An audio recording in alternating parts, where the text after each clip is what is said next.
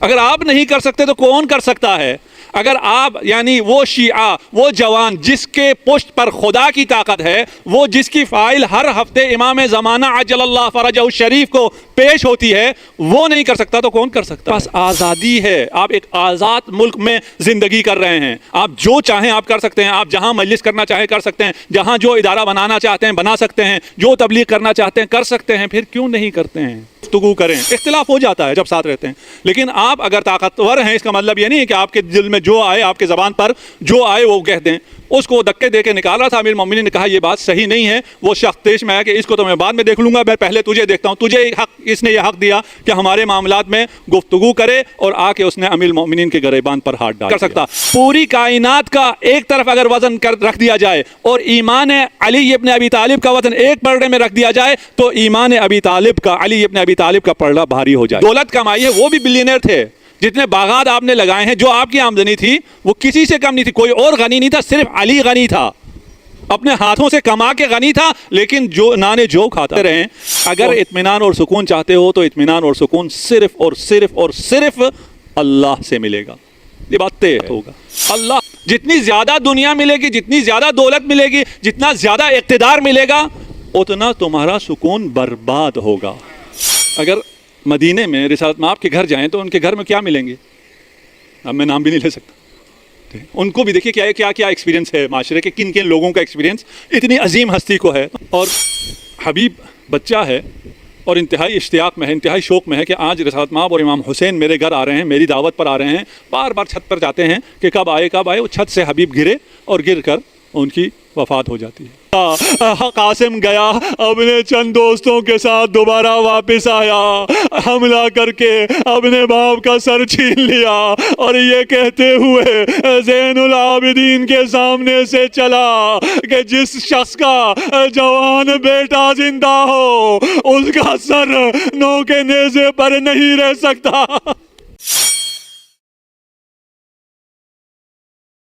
ہماری بات چل رہی ہے کہ یہ انسان جو سکون کا متلاشی ہے اور اس سکون اور اطمینان کے تلاش میں جب مارکیٹ میں جاتا ہے تو مارکیٹ میں بہت سی ایسی چیزیں سکون اور اطمینان کے لیے پیش کر دی جاتی ہیں، اور اس میں سب سے زیادہ سب سے بڑی چیز جس کے ذریعے سکون دیا جاتا ہے، اطمینان دیا جاتا ہے، وہ غفلت ہے۔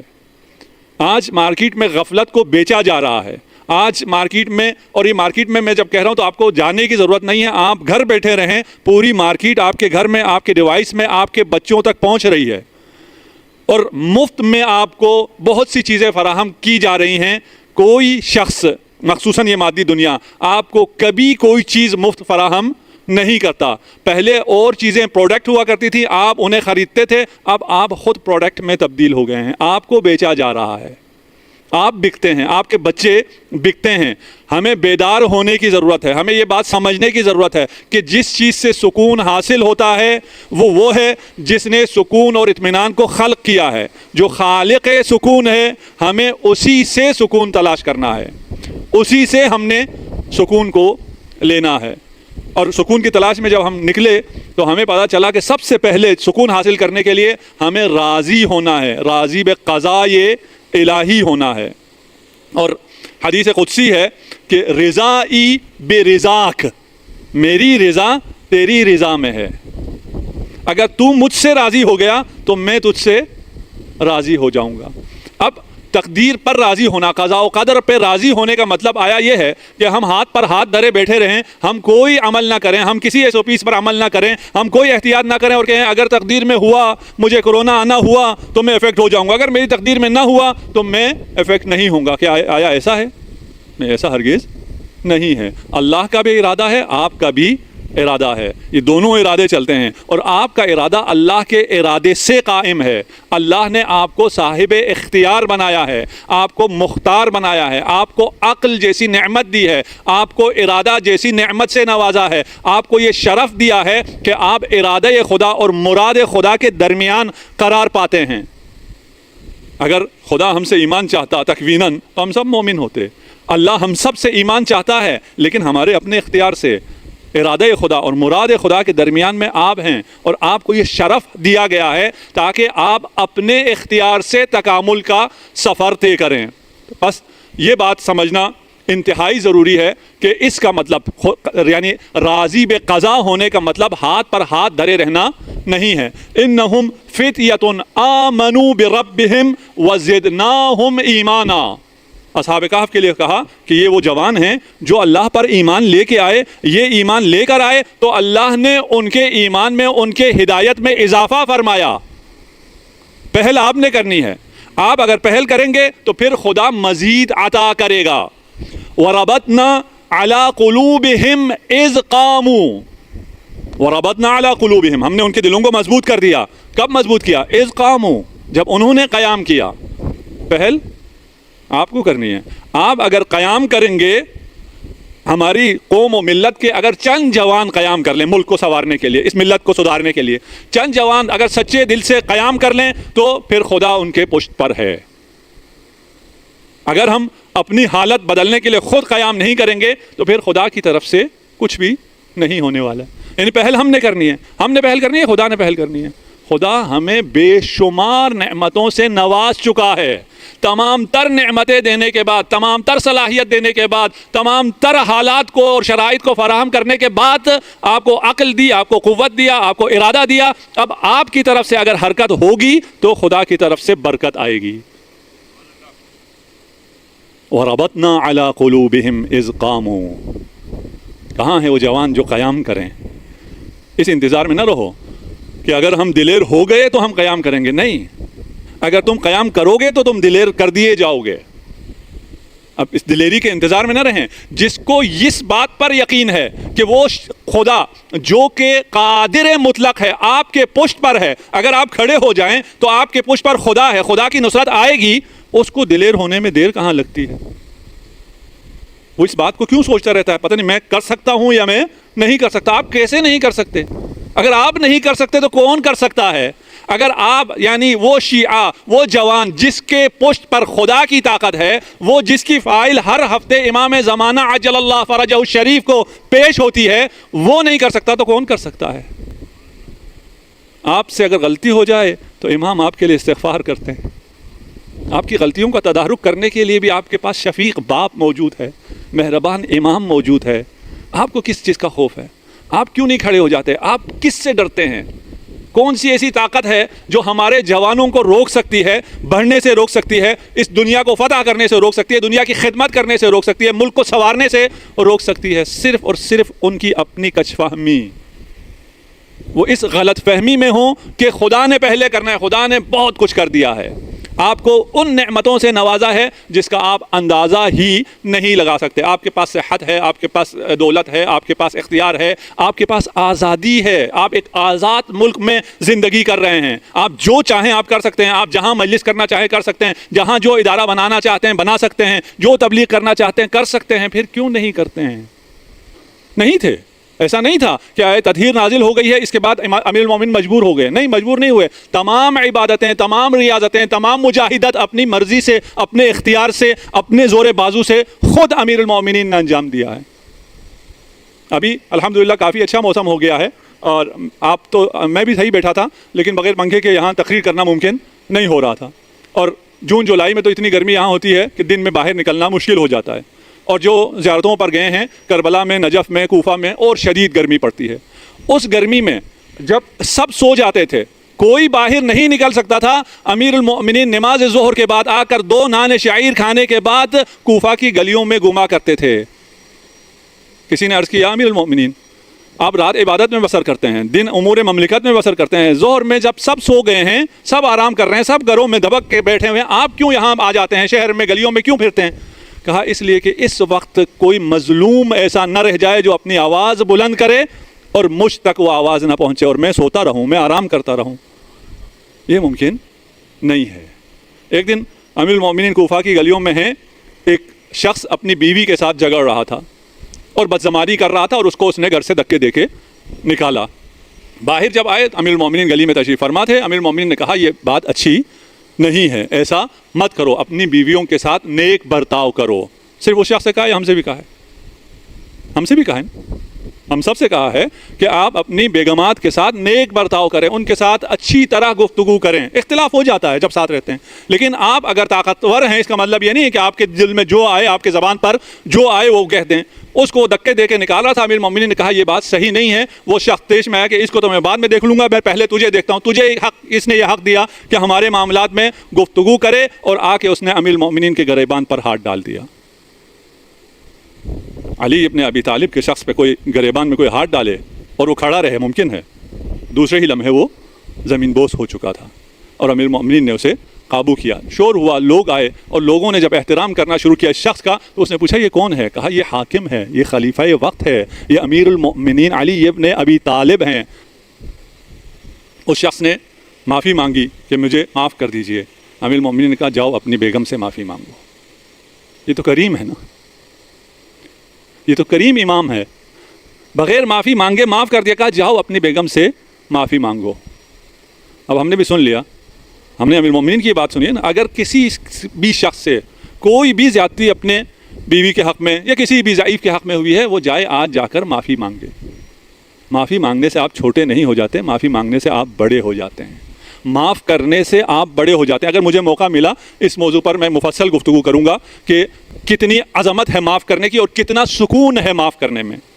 اگر آپ معاف کر دیں گے تو آپ اپنا فائدہ کریں گے، دوسرے پہ کوئی احسان نہیں کریں گے. امیر المومنین نے یہ جو حالت حاصل کی، یہ جو مقام حاصل کیا، یہ خود حاصل کیا ہے، خود اپنے اعمال سے حاصل کیا ہے، خود اپنے ایمان سے حاصل کیا ہے. امیر المومنین کا ایمان اپنا ایمان ہے، وہ ایسا ایمان ہے کہ اگر پردے ہٹ جائیں تو امیر المومنین کے ایمان میں اضافہ نہیں ہو سکتا. روایت میں ہے کہ اگر ایمان امیر المومنین کو، جو کہ کمیت نہیں ہے کیفیت ہے، اس کیفیت کو کمیت میں اگر تبدیل کر دیا جائے، اس کو اگر جرم میں مادے میں تبدیل کر دیا جائے تو پوری کائنات کو، یہ حدیث جو رسالت مآب سے ہے، رسالت مآب پوری کائنات کی وسعتوں کو اس وقت جانتے تھے. آج کا بچہ، آج کا جوان کائنات کی وسعتوں کو کچھ حد تک جانتا ہے کہ اس کائنات میں 50,000 ٹریلین گلیکسیز ہیں. گلیکسی، ایک گلیکسی کسے کہتے ہیں اس کا بھی کوئی تصور نہیں کر سکتا. پوری کائنات کا ایک طرف اگر وزن رکھ دیا جائے اور ایمان علی ابن ابی طالب کا وزن ایک پلڑے میں رکھ دیا جائے تو ایمان ابی طالب کا، علی ابن ابی طالب کا پلڑا بھاری ہو جائے گا. اس ایمان کو حاصل کرنا ہے. سب سے پہلے اپنے ویژن کو ٹھیک کرنا ہے، اپنے ورلڈ ویو کو ٹھیک کرنا ہے. آج کا جوان اگر کامیاب ہونا چاہتا ہے تو جو کتابیں پڑھتا ہے وہ ملینئرز اور بلینئرز کی کتابیں پڑھتا ہے. جو سکسیس سٹوریز پڑھتا ہے وہ بھی انہی بلینئرز کی سکسیس سٹوری پڑھتا ہے کہ یہ کیا کرتے ہیں اور پھر ان کے مطابق ہم اپنی زندگی گزارنا چاہتے ہیں. جب ہمیں پتہ چلتا ہے جتنے بلینئرز ہیں، اکثر بلینئر جو ہیں صبح 4 بجے اٹھ جاتے ہیں، ہمارا جوان کہتا ہے ہاں صبح 4 بجے اٹھنا چاہیے. تجھے بلینئر سے یہ درس ملا، تجھے علی ابن ابی طالب سے یہ درس نہیں ملا جس نے سورج سے کہا میں نے ہمیشہ تجھے طلوع ہوتے ہوئے دیکھا ہے، تو نے کبھی مجھے سوتے ہوئے نہیں دیکھا. تو بلینئر سے کیوں انسپائر ہو جاتا ہے؟ تو بلینئر کو دیکھ کے تو کیوں سحر خیزی شروع کر دیتا ہے؟ اس بدبخت کے پاس اس وقت اٹھ کے کرنے کا کچھ بھی نہیں ہے، تیرے پاس اس وقت اٹھ کے کرنے کا بہت کچھ ہے. اپنی دید کو، اپنے ویژن کو، اپنے ورلڈ ویو کو صحیح کرنا ہے. 2 ورلڈ ویو ہیں، ایک مادی ہے، ایک الہی ہے. آپ کو میں قارون کی نسبت قرآن یہ دکھاتا ہے دونوں کو. وقال الذین یریدون الحیات الدنیا، وہ جو حیات دنیا چاہتے ہیں. کبھی بولوں گا حیات دنیا کیا ہے. وہ جو حیات دنیا چاہتے ہیں وہ کیا کہتے ہیں؟ یا لیت لنا مثل ما اوتا قارون، کاش ہمیں وہ مل جائے جو قارون کو ملا ہے.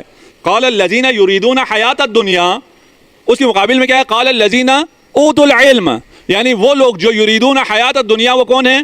جاہل. اس لیے کہ جو عالم ہیں وہ کیا کہتے ہیں؟ اس کے مقابل میں جب عالم آیا تو اس کے ادھر اس طرف والے کون ہوئے؟ جاہل ہو گئے. اب آپ اپنا فیصلہ کر لیں، ہم عالم کی طرف ہیں یا جاہل کی طرف ہیں. ہماری اپروچ کیا ہے؟ ہمارے سوچنے کا انداز کیا ہے؟ وَيْلَكُمْ ثَوَابُ اللَّهِ خَيْرٌ لِمَنْ آمَنَ وَعَمِلَ صَالِحًا.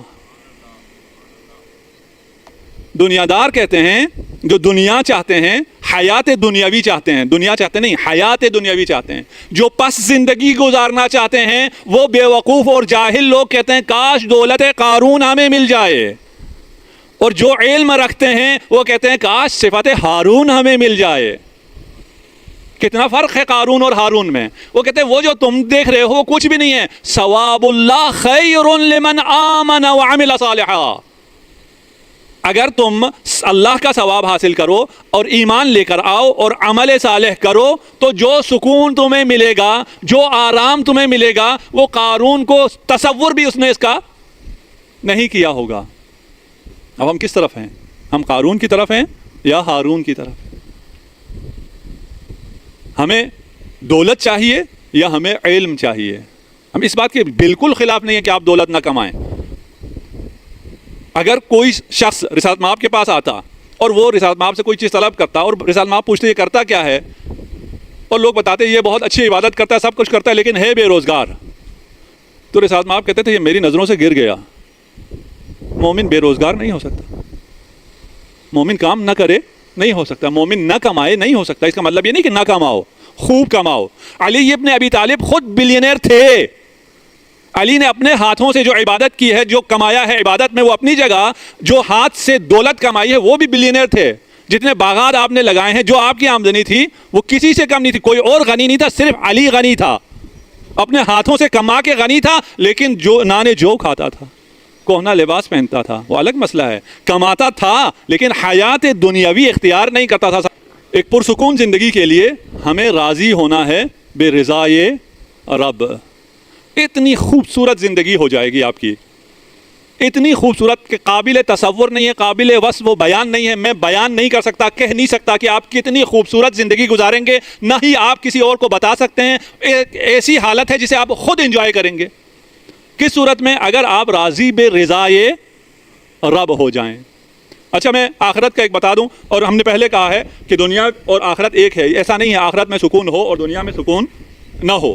آخرت میں روایت میں ہے کہ ایک گروہ ایسا ہوگا جو قبروں سے اٹھایا جائے گا، اور قبروں سے اٹھانے کے بعد وہ سیدھا برق رفتاری کے ساتھ جنت کی طرف چلے جائیں گے، اور وہ جیسے ہی جنت میں پہنچیں گے، جنت میں جو فرشتے ہیں وہ بھی حیران رہ جائیں گے کہ یہ کہاں سے آگے، ابھی تو محشر بپا ہونا ہے، ابھی تو حساب اور کتاب ہونا ہے، ابھی تو صراط ہے، اور پھر ہر شخص نے جہنم سے گزرنا ہے۔ ان منکم الا واردھا، یہ کون ہیں جو بغیر حساب کتاب کے سیدھا یہاں پہنچے؟ ان سے کہا جائے گا تمہارا کوئی حساب کتاب ہوا؟ کہیں گے نہیں۔ تم صراط سے گزرے؟ کہیں گے نہیں۔ تم جہنم سے گزرے؟ کہیں نہیں۔ پھر کیسے یہاں ڈائریکٹ پہنچ گئے؟ کہا ہم میں ایک صفت ایسی تھی جس صفت کی وجہ سے اللہ نے آج ہم پر یہ لطف و کرم کیا ہے، بغیر حساب کتاب کے ہمیں جنت مل گئی ہے۔ وہ صفت کیا تھی تم میں؟ تم دنیا میں ایسا کیا کرتے تھے؟ کہا وہ کہیں گے مومنین، یعنی آپ لوگ کہیں گے، آپ لوگ اس دن جنت میں انشاءاللہ کہیں گے ہم لوگ راضی بے رضائے رب تھے۔ یہ خود ایک پھر لمبی بحث ہے، اور علماء نے اس پہ بہت لکھا ہے کہ آیا ممکن ہے کوئی شخص راضی بے رب ہو، یا یہ انسان کی پہنچ سے صرف معصومین کے اختیار میں ہے کہ وہ راضی بے رب رہیں۔ اس پہ پھر مختلف دلائل ہیں، میں علمی ابحاث میں اور ان گہرائیوں میں نہیں جانا چاہ رہا۔ اگر اطمینان اور سکون چاہتے ہو، کہ یقیناً چاہتے ہو، اور اسی اطمینان اور سکون کے پیچھے نہ جانے کیا کیا کر ڈالتے ہو کہ ہم سکون سے رہیں، ہمارے بچے سکون سے رہیں، اگر اطمینان اور سکون چاہتے ہو تو اطمینان اور سکون صرف اور صرف اور صرف اللہ سے ملے گا۔ یہ بات طے ہے۔ اللہ کو چھوڑ کر جدھر بھی جاؤ گے کوئی سکون نہیں ملے گا۔ اس ہدف اور اس مقصد کے جتنے قریب جاؤ گے اتنا سکون برباد ہوگا۔ جتنی زیادہ دنیا ملے گی، جتنی زیادہ دولت ملے گی، جتنا زیادہ اقتدار ملے گا، اتنا تمہارا سکون برباد ہوگا۔ اگر سکون چاہیے تو خدا پر توکل کرو، اگر سکون چاہیے تو خدا پر توکل کرو، خدا پر اعتماد کرو۔ ہمیں اس کا بالکل الٹا سمجھایا جاتا ہے۔ اگر دنیا میں کامیابی چاہیے تو آپ میں کانفیڈنس ہونا چاہیے۔ کانفیڈنس کیا ہے؟ اعتماد بنفس۔ آپ میں اعتماد بے نفس ہونا چاہیے۔ نہیں، آپ میں اعتماد بے نفس نہیں چاہیے۔ آپ کا نفس آپ کو کہیں کا نہیں چھوڑے گا۔ آپ کو اعتماد بے خدا ہونا چاہیے۔ آپ کا سارا اعتماد اللہ پر ہونا چاہیے۔ جس کا اعتماد اللہ پر ہوتا ہے وہ کمزور انسان نہیں ہوتا۔ اعتماد بنفس اگر اس قوت کو کہتے ہیں، قوت فیصلہ کو کہتے ہیں، تو بالکل صحیح ہے، کانفیڈنس اگر اسے کہتے ہیں، لیکن کانفیڈنس بھی وہ نہیں ہے۔ کبھی کھولوں گا میں خود لفظ کانفیڈنس کو بھی۔ اللہ پر توکل، اللہ پہ توکل ہم کیوں سمجھا رہے ہیں؟ تاکہ ہم رضا بے قضاء رب کو سمجھ سکیں۔ اللہ پہ توکل کرنے کا کیا مطلب ہے؟ اگر میں گاڑی لے کے آیا ہوں، میں لاک کیے بغیر آ جاؤں کہ میں خدا پہ توکل کر رہا ہوں، کیونکہ پچھلے زمانے میں لوگ اونٹوں پہ آیا کرتے تھے، تو یہ مثال اونٹ کے ساتھ ہے۔ آج کل آپ گاڑیوں پہ آتے ہیں، موٹر سائیکل پہ آتے ہیں، آپ لاک کیے بغیر آ جائیں اور کہیں میں خدا پہ توکل کر رہا ہوں، صحیح ہے؟ صحیح نہیں ہے۔ آپ گاڑی لاک کر کے، لاک کرنے کے بعد خدا پہ توکل کریں، صحیح ہے؟ صحیح نہیں ہے، دونوں صحیح نہیں ہے۔ ٹھیک، آپ گاڑی کھلی چھوڑ آئیں وہ بھی صحیح نہیں ہے. لاک کرنے کے بعد خدا پہ توکل کریں وہ بھی صحیح نہیں ہے. بعد میں نہیں ہے توکل خدا پر. خدا پر توکل، خدا پہ اعتماد ہمیشہ ہے. جب آپ لاک کر رہے ہیں اس وقت بھی آپ کا اعتماد خدا پہ ہونا چاہیے. اگر خدا پہ اعتماد نہ ہو تو آپ کے ہاتھ میں قوت آئے گی ہی نہیں لاک کرنے کی. اگر نہ آئے کہاں جائیں گے آپ؟ نہ جانے سمجھا پا رہا ہوں یا نہیں. جی، توکل کا مطلب یہ نہیں ہے کہ بعد میں توکل، پہلے میں نے کچھ کرنا ہے. نہیں، جب بھی ہر حال میں اللہ پر ہی اعتماد ہے، اللہ پر ہی میں نے توکل کرنا ہے. اللہ پر میں جو توکل کرتا ہوں، توکل کا معنی کیا ہے؟ اس میں بھی دقیق بحثیں ہیں، میں بہت آسان کر کے آپ خدمت پیش کر رہا ہوں. توکل کا مطلب یہ ہے کہ میں طالب خیر و صلاح ہوں. میں یہ خیر چاہتا ہوں کہ میری گاڑی گم نہ ہو. اس خیر اور صلاح کے لیے میں اللہ کو وکیل کرتا ہوں کہ اب میں گاڑی کے پاس تو نہیں ہوں، میں وہاں سے آ گیا. اس خیر کو پانے کے لیے، اس صلاح کو پانے کے لیے میں نے خدا کو اپنا وکیل کر دیا. میں نے خدا پر اعتماد کیا. آپ وکیل کرتے ہیں تو اس پہ اعتماد کرتے ہیں، اسے کورٹ میں بھیج دیتے ہیں، خود گھر بیٹھے رہتے ہیں. طلب خیر اور صلاح کے لیے اللہ پر اعتماد توکل ہے. اور رضا بے رضا قضا یہ رب کیا ہے کہ انسان اور جو شخص راضی ہے وہ اپنے ارادے کو فانی کر دے ارادے رب میں. نہ جانے اس بات کو میں پہنچا سکا یا نہیں پہنچا سکا. وہاں میں کسی چیز کو خیر دیکھتا ہوں، اس خیر کے حصول کے لیے خدا پر اعتماد کرتا ہوں، خدا کو وکیل کرتا ہوں. لیکن یہاں رضا بقضا میں میرا کوئی ارادہ ہے ہی نہیں. میں کوئی ارادہ نہیں کرتا. میں کہتا ہوں جو تیرا ارادہ وہی میرا ارادہ. میں اپنے ارادے کو ارادت اللہ میں فانی، اسی دنیا میں اپنے ارادے کو فانی کر دیتے ہیں. اپنے آپ کو امام حسین نے اللہ کی ذات میں فنا کر دیا. فانی فی اللہ تھے امام. جب آپ اپنے آپ کو فانی کر دیں، یعنی اب آپ کچھ نہیں چاہتے. جب عرفاء سے پوچھا جاتا ہے تم کیا چاہتے ہو، کہتے ہیں ہم یہ چاہتے ہیں کہ ہم کچھ بھی نہ چاہیں. ہو سکتا ہے تم کچھ بھی نہ چاہو اور سب کچھ تمہارے وفق مراد ہو. ایسا بھی تو نہیں ہے نا کہ ہم کچھ بھی اپنے وفق مراد نہ چاہتے ہوں، جو ہم یعنی ہمارے لیے اچھا ہے ہم اس کو نہ چاہتے ہوں. ایسا تو نہیں ہے. ایک وقت آئے گا ہم سب پر آئے گا. یہ بلڈنگ یہاں رہے گی، یہ گنبد یہاں ہوگی، یہ پودے بھی ان میں سے کچھ شاید ہوں، لیکن ہم میں سے ایک شخص بھی اس دنیا میں نہیں ہوگا. 50-100 سال کی بات ہے. 100 سال بعد یہاں جتنے ان میں سے کوئی بھی نہیں ہوگا. کہاں ہوں گے ہم؟ قبروں میں ہوں گے. قبر میں ہمارا ارادہ ہے؟ نہیں، ہمارا کوئی ارادہ ختم. یہاں جب تک اس زمین کے اوپر تھے ہمارا ارادہ تھا. قبر میں جانے کے بعد ہمارا کوئی ارادہ ہے؟ ہمارا کوئی ارادہ نہیں ہے. جب ہمارا کوئی ارادہ ہے ہی نہیں تو وہاں ہمارے ساتھ کیا ہوگا؟ اگر خدا کے ساتھ ہوں تو وہی قبر روضۃ من ریاض الجنہ ہوگی. تم کچھ بھی نہیں کر سکتے. جہاں تم سب کچھ کر سکتے تھے وہاں تم چند میٹر کے گھر میں رہتے تھے، وہاں تم گرمی میں رہتے تھے، کبھی لوڈ شیڈنگ ہوتی تھی، کبھی کیا مسئلہ ہوتا تھا. اب جب قبر میں ہو کچھ بھی نہیں کر سکتے ہو تو تم جنت کے باغات میں سے ایک خوبصورت ترین باغ میں ہو. پھر کیا ہوگا؟ پھر جو تم چاہو گے تمہارا ہر ارادہ نافذ ہو جائے گا. کیوں؟ اس لیے کہ تمہارا ارادہ متصل ہو گیا ہے کن فیکون کے ساتھ.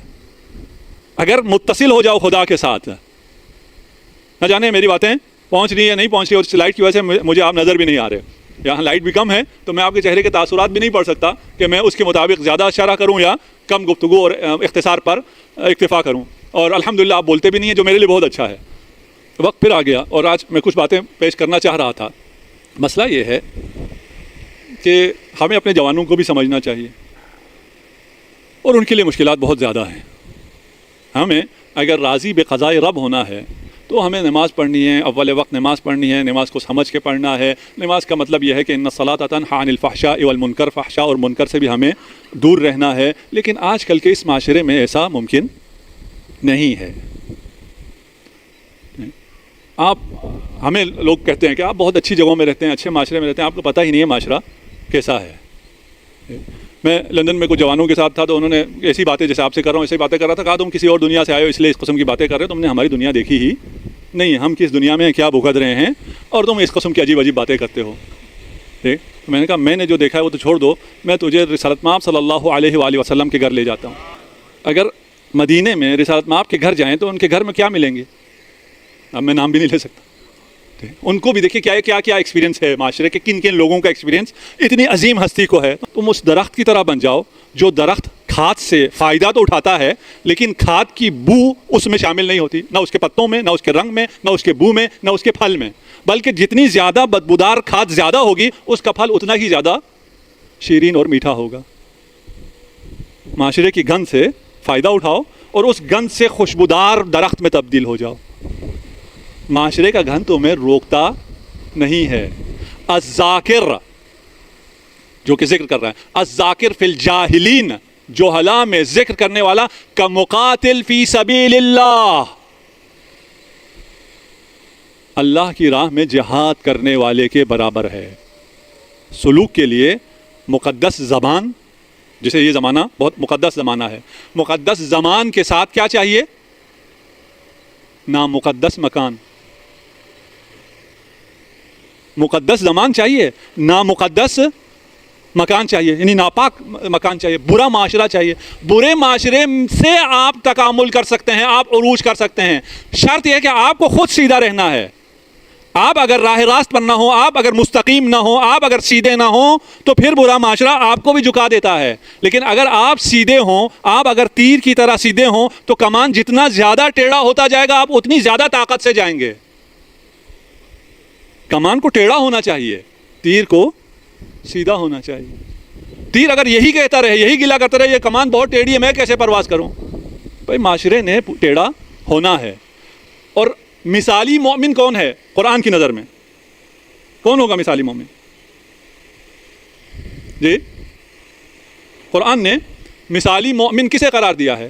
مثالی مومن کے لیے ہمیں فرعون کے دور میں لے جاتا ہے. فرعون کے دور میں کون ہوگا مثالی مومن؟ حضرت موسیٰ کلیم اللہ نہیں. کون ہے؟ ایک خاتون ہے, ایک عورت ہے. وہ عورت کون ہے؟ قصر فرعون میں ہے. وَضَرَبَ اللَّهُ مَثَلًا لِلَّذِينَ آمَنُوا امْرَأَةَ فرعون.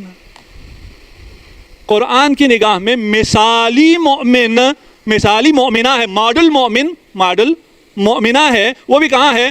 آپ نے وہ معاشرہ اور وہ فساد دیکھا ہی نہیں ہے جو قصر فرعون میں فساد تھا, جو فحاشی وہاں تھی, جو ظلم وہاں تھا, جو جور وہاں تھا, دنیا بھر کی خرابی وہاں تھی, شرک وہاں تھا. انا ربکم الاعلی کہنے والا اس کا شوہر تھا, اس کے ہاتھ میں بھی تمام چیزیں اس کو میسر تھیں. ان تمام خراب معاشرے میں جب یہ خود مستقیم رہی تو ایسا پرواز کیا کہ مثالی مومنہ رہتی دنیا تک کے لیے قرآن میں خدا نے صرف اسی کی مثال دی.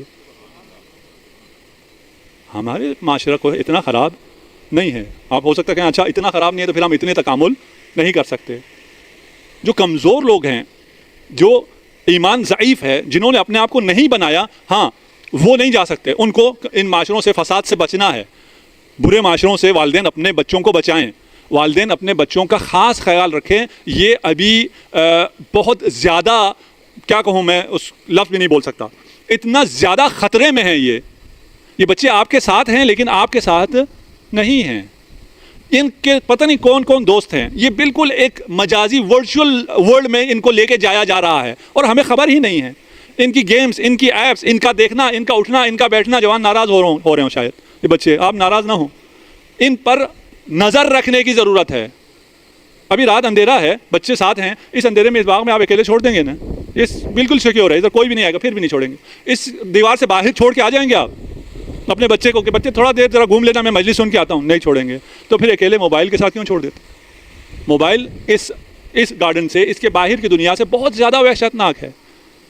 آپ کے جوان کو, آپ کے بچے کو اغوا کرنے والے بہت سے لوگ موجود ہیں, بہت بڑے دشمن تاک لگائے بیٹھے ہیں, اور ہم بالکل آزادی سے انہیں چھوڑ دیتے ہیں. خدا را اپنے بچوں کا خیال کریں, اپنے بچوں سے پیار کریں, اپنے بچوں سے محبت کریں. یہ آپ کا مستقبل ہیں, یہ آپ کی اور ہماری امیدیں ہیں. ان سے پیار کرنے کا تقاضا یہ ہے کہ ان کے سوشل میڈیا پر نظر رکھیں, انہیں اتنے زیادہ گیجٹس میں نہ ڈالیں, انہیں سکون فراہم کریں. یہ تو سب کہتے ہیں, اور یہ جتنے بڑے جو بنانے والے ہیں ان کے بچے ان گیجٹس میں نہیں ہیں, ان ڈیجیٹل دنیا میں نہیں ہیں. اور اس دنیا کی وجہ سے وہ دنیا کتنی بڑی عذاب میں ہے, کس میں مبتلا ہے. انشاءاللہ کل میں اگر موقع ملا عرض کروں گا. صلوات پڑھ دیجیے محمد وآل محمد. ایک دن حضرت مظاہر, حبیب ابن مظاہر کے والد, حبیب کے اصرار پر رسالت مآب صلی اللہ علیہ وآلہ وسلم, فضا کھلی ہونے کی وجہ سے, اور آپ لوگ کیونکہ بکھر رہے بیٹھے ہیں, شاید صلوات کی آواز مجھ تک صحیح نہیں پہنچتی, تو میرا حوصلہ کافی ڈاؤن ہو جاتا ہے. دعوت کرتے ہیں, اور حبیب بچہ ہے اور انتہائی اشتیاق میں ہے, انتہائی شوق میں ہے کہ آج رسالت مآب اور امام حسین میرے گھر آ رہے ہیں, میری دعوت پر آ رہے ہیں. بار بار چھت پر جاتے ہیں کہ کب آئے. وہ چھت سے حبیب گرے اور گر کر ان کی وفات ہو جاتی ہے. اب گھر میں مہمان آنا ہے اور گھر میں فوتگی بھی ہو گئی ہو تو مہمانی تو دعوت تو ختم ہو جاتی ہے. والدین نے یہ فیصلہ کیا کہ جب رسالت مآب تشریف لائیں تو نہیں بتائیں گے, جب کھانا وانا کھا چکیں گے تو ہم بتائیں گے اور پھر کوئی تدفین کا انتظام کریں گے. جب امام حسین تشریف فرما ہوئے دسترخوان پہ بیٹھے, کہا میرا دوست کہاں ہے, میرا حبیب کہاں ہے, اس کے بغیر میں کھانا شروع نہیں کروں گا. ابھی بتا بھی نہیں سکتے تھے.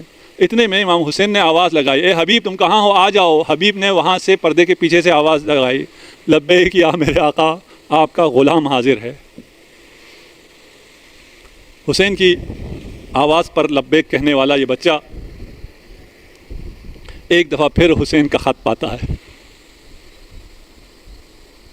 اور حسین کا خط دیکھ کر خدا کرے ہم سب کو کربلا جانا نصیب ہو, جلد از جلد یہ راستے کھل جائیں. خدا کرے 40 پر یہ تمام لوگ جو یہاں بیٹھے ہیں اور وہ تمام لوگ جو ہماری بات سن رہے ہیں کربلا معلیٰ کی زیارت کر سکیں. جب آپ جاتے ہیں تو پہلے حبیب آپ کا استقبال کرتے ہیں. خبر حبیب پہلے آپ کو خوش آمدید کہتی ہے, اور آپ وہاں جب حبیب کو سلام دیتے ہیں تو وہاں قبر حبیب پر لکھا ہوا ہے کہ یہ وہ فقیہ ہے جو ایک رات میں 1000 رکعت نماز پڑھا کرتا تھا. اس حبیب نے جب امام کا خط دیکھا, امام کے خط کو آنکھوں سے لگایا, بس میں مختصر کر دوں, اور غلام کو کوفے سے پہلے بھیجا, باہر کوفے سے باہر میرا انتظار کرنا. جب حبیب کو آنے میں دیر ہوئی تو غلام گھوڑے سے کہہ رہا تھا, اے گھوڑے بےتاب نہ ہونا, اگر حبیب نہ آئے, اگر میرے آقا نہ آئے تو میں خود تجھ پر سوار ہو کر حسین کی مدد کو جاؤں گا. حبیب آتے ہیں, کربلا پہنچتے ہیں. کربلا میں حبیب نے قدم رکھا, وہاں زینب کے چہرے پر مسرت کے آثار نمایاں ہوئے. فضا خیمے کا پردہ اٹھاتی ہیں, حبیب تجھے زینب نے سلام بھیجا ہے. اجرکم علی اللہ. حبیب نے سر سے امامہ اتار دیا, سر پر خاک کربلا ڈال دی. اللہ رے مظلومیت زینب, یہ وقت بھی آ گیا کہ آقا آزادی غلاموں کو سلام بھیج. اجرکم علی اللہ. حبیب اس حالت میں داد شجاعت دیتے ہیں, جنگ کرتے ہیں. کچھ دیر بعد, کچھ لوگوں کو فنار کرنے کے بعد حبیب واپس تشریف لاتے ہیں. حبیب خستہ ہیں, تشنا ہیں, گرد و غبار ہے. جب واپس آئے تو کسی نے پوچھا کہ حبیب کیوں واپس آئے؟ کہا 2 کام تھے, چاہتا تھا شہادت سے پہلے یہ 2 کام کر جاؤں. ایک کام تو یہ تھا کہ میں نے رسول خدا سے سنا ہے کہ جو امام حسین کی زیارت کرے گا اسے 1000 حج اور عمرے کا ثواب ملے گا. میں چاہتا تھا شہادت سے پہلے ایک دفعہ اور حسین کی زیارت کر لوں, اور دوسری تمنا یہ تھی کہ شہادت سے پہلے ایک دفعہ میں حسین پر گریا کر لوں. خدا نے آپ کو یہ سعادت دی ہے, آپ فرش عزا پر ہیں, اپنے آوازوں کو رہا کیجئے. آپ کی آوازیں بلند ہوتی ہیں تو امام جعفر صادق دعا دیتے ہیں, امام دعا دیتے ہیں, میرا سلام ہو, خدا کی رحمتیں ہوں ان آوازوں پر جو میرے جد حسین پر بلند ہوتی ہیں. حبیب نے داد شجاعت دی. جب شہید ہونے والے تھے, ایک صحابی سرانے آیا اور پوچھا کیا حال ہے؟ کہا میں تمہیں وصیت کرتا ہوں میرے بعد حسین کا خیال رکھنا. امام حسین تشریف لائے اور کہا حبیب تجھ پر میرا سلام ہو, جب تک تو زندہ تھا ہماری نصرت کرتا رہا اور وقت آخر میرے لیے وصیت کر کے جا رہا ہے. کربلا کا میدان ختم ہوا, عاشور ہو گئی, کربلا میں زہرا کا گلشن اجڑ گیا. تمام سروں کو لے کر لشکر اعداء چلے, کوفہ کے پاس سے گزر رہے تھے. ایک نیزے پر حبیب کا سر تھا. حبیب کا بیٹا قاسم آیا, اس شقی سے کہا جتنا پیسہ لینا ہے, جو ہدیہ لینا ہے لے لو, میرے باپ کا سر مجھے دے دو. لیکن وہ نہ مانا کہ انعام تو مجھے شام سے ملے گا. قاسم گیا, اپنے چند دوستوں کے ساتھ دوبارہ واپس آیا, حملہ کر کے اپنے باپ کا سر چھین لیا اور یہ کہتے ہوئے زین العابدین کے سامنے سے چلا کہ جس شخص کا جوان بیٹا زندہ ہو اس کا سر نو کے نیزے پر نہیں رہ سکتا. السلام علیکم دوستو, کیسے ہیں آپ؟ امید کرتا ہوں آپ سب خیریت سے ہوں گے. ہماری یہ ویڈیو آپ کو کیسی لگی ہے ہمیں کمنٹ سیکشن میں ضرور بتا دیا کریں، اور ہماری اس ویڈیو کو اپنے دوستوں کے ساتھ شیئر بھی ضرور کیا کریں تاکہ ہر آنے والی نئی ویڈیو آپ کے پاس بر وقت پہنچ سکے۔ آپ سے ہر ویڈیو میں یہ ریکویسٹ رہتی ہے کہ ذکر محمد آل محمد اپنے دوستوں کے ساتھ زیادہ سے زیادہ شیئر کریں۔ ویڈیو دیکھنے کا بہت شکریہ۔ السلام علیکم۔